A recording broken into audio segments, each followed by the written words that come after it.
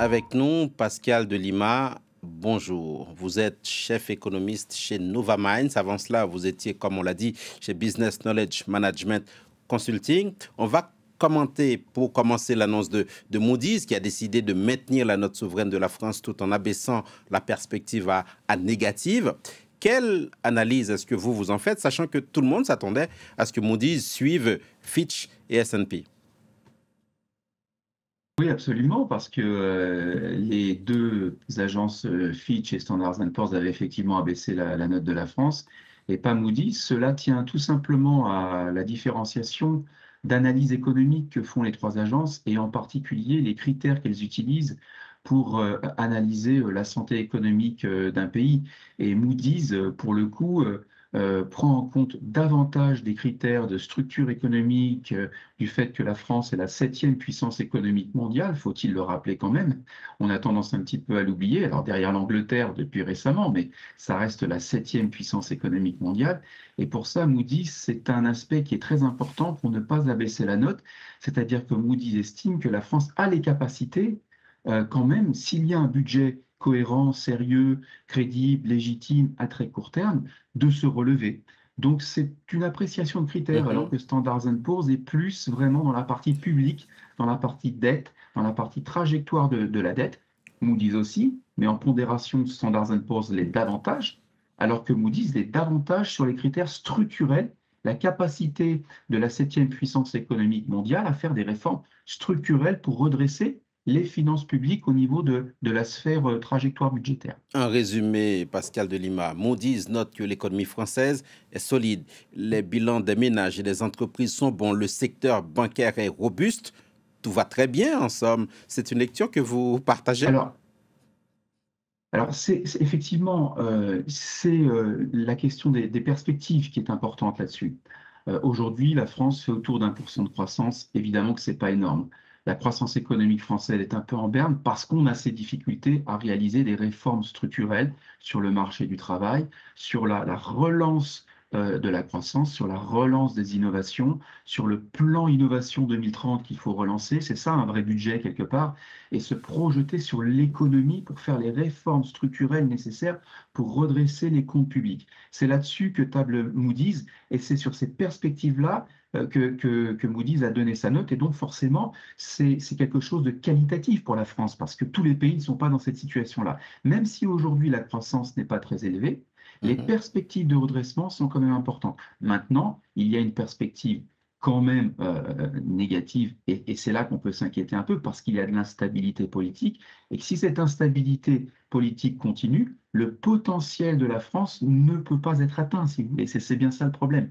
Aujourd'hui, on a un potentiel, on a une croissance en berne, mais il faut que le politique libère un petit peu ses forces, si on peut le dire d'une certaine Mhm. façon, avec homogénéité en termes de détermination d'un vrai budget de cohérence, pour pouvoir redresser justement les comptes publics et faciliter la relance du potentiel économique qu'est le territoire France. En attendant, on ne peut que relever que la nouvelle est bonne, en tout cas, elle n'est pas mauvaise. Moody's relève aussi que Oui, l'économie française a une capacité à absorber les chocs, Pascal de Lima. Qu'est-ce qui l'a fait oui, oui, tout à fait. tenir? Ben, la proté- Rappelez-nous quels sont les fondamentaux de cette économie française.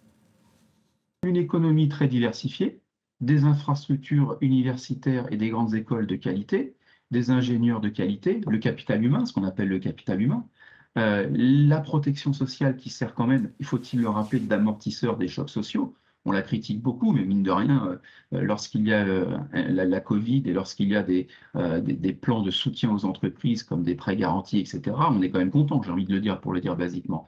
Et quand il y a des difficultés, la protection sociale également soutient les Français. Donc ça, c'est pas une nouvelle. Donc c'est là-dessus que sont les fondamentaux de l'économie française. Ces startups également, ces innovations, une spécificité dans l'intelligence artificielle sur lequel je ne vais pas m'éterniser, mais Mhm. qui fait de la France un leader mondial également.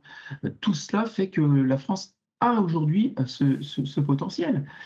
Maintenant, ce qui est vrai, c'est qu'il faut libérer totalement ce potentiel, diminuer la dette publique et le déficit pour réallouer de l'argent finalement vers l'économie réelle, faire de la croissance et faire les recettes de demain. Et les recettes de demain, c'est bien, j'allais dire d'une certaine façon, c'est un Mhm. circuit vertueux, c'est bien un assainissement des finances publiques. Pascal de Lima, si on suit bien cette décision de Moody's, la dette française est de bonne qualité, même si la France emprunte à des taux similaires à ceux de l'Italie, pourtant moins bien notés. Comment expliquer cette différence? En fait, il y a toujours eu des petits soubresauts autour des taux d'intérêt de référence italiens depuis un mois. Ça passe au-dessus, ça passe en dessous. C'est vrai. Maintenant, le problème qu'on a, c'est que il y a un certain nombre de pays comme la France, et je vais parler de l'Italie, qui Mhm. ont vu leur situation de notation baisser au cours des 15 dernières années. Je pense à l'Espagne, à l'Italie, aux Pays-Bas et d'autres pays. Mais tous ces pays-là se sont redressés récemment. Et ce qui s'est passé avec l'Italie, bien que l'Italie a une tradition évidemment de désorganisation quand même politique et d'instabilité, culturellement, j'ai envie de dire, avec beaucoup de dettes et de déficits, l'Italie s'est redressée récemment. Je parle du terrain économique, hein, il faut quand même le préciser. Et donc, tous ces pays, l'Italie, même l'Espagne, hein, ont vu leurs notes et leurs perspectives Mhm. s'améliorer très très nettement, ce qui n'est pas le cas de la France. Nous, en trajectoire, nous avons eu depuis une petite quinzaine d'années, 4 diminutions de notation successives sans redressement.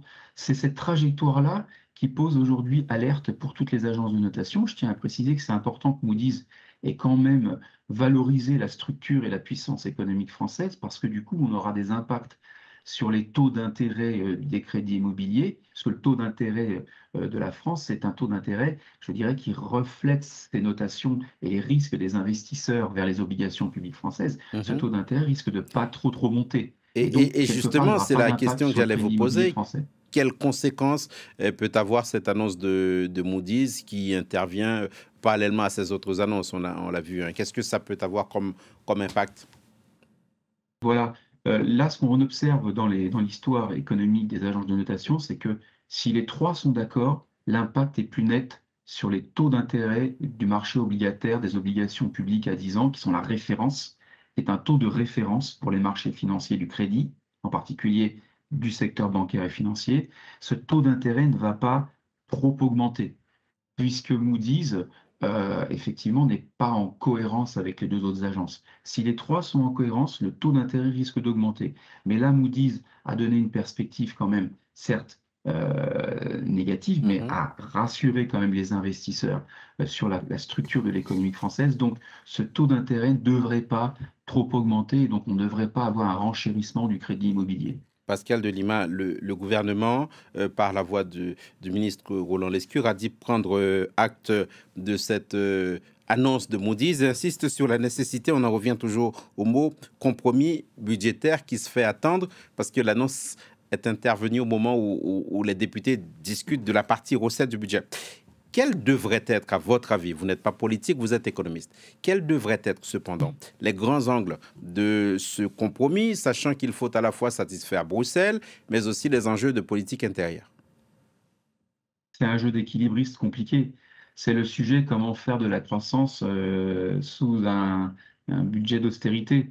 On en a souvent longtemps parlé. Bon, il y a des exemples, il y a celui du Portugal actuel qui a eu des budgets d'austérité avec la Troïka il y a quelques années et qui aujourd'hui en a fait une discipline presque culturelle nationale avec une réorientation totalement des fonds, des dépenses publiques vers les investissements d'avenir, avec la numérisation de l'administration, avec le développement des startups au Portugal même qui permettent justement de créer des clusters, ce qu'on appelle des clusters technologiques qui sont extrêmement riches en emplois et non pas en substitution à l'humain.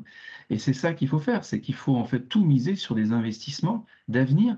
Et puis pour chaque ligne de dépenses publiques, que ce soit sur le volet sécurité sociale, dépenses de l'État, de train de vie de l'État, comme on dit un petit peu pédagogiquement, voire même des infrastructures, il faut que pour chaque ligne, on puisse accepter qu'il y a des dépenses positives, des dépenses négatives en termes de retour sur investissement. Donc apporter de l'efficacité un petit peu à l'anglo-saxonne de la dépense publique.